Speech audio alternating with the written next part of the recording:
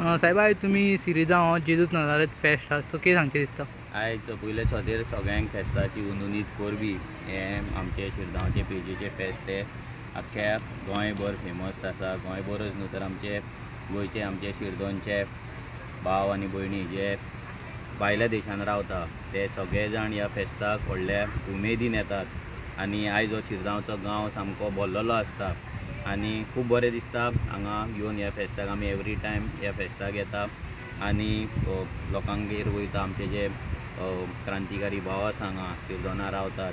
तांकां आमचे गोंयकार आहा तांकां आमी वीश करपाक एवरी इयर येता आनी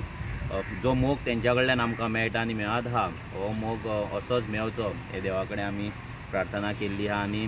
आमच्या देवा कडेन कुर्सा कडेन आमी मागणें केलां की ह्या देवाच्या नजरेन जो हांगा लागींच जो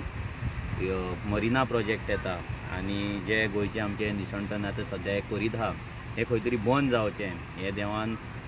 राखचें गोंय आनी हें राखपाक आयज जर आमी क्रांतिकारी फुडें सरला आमकां सगळ्यांक तेणी ताकद दिवची आनी जे जे क्रांतिकारी आमचे भाव आनी भयणी जे प्रत्येक डिफरंट गांवांनी आयज गोंय राखपाक काम करता तांकां सगळ्यांक सेफ दवरचें आनी तेंची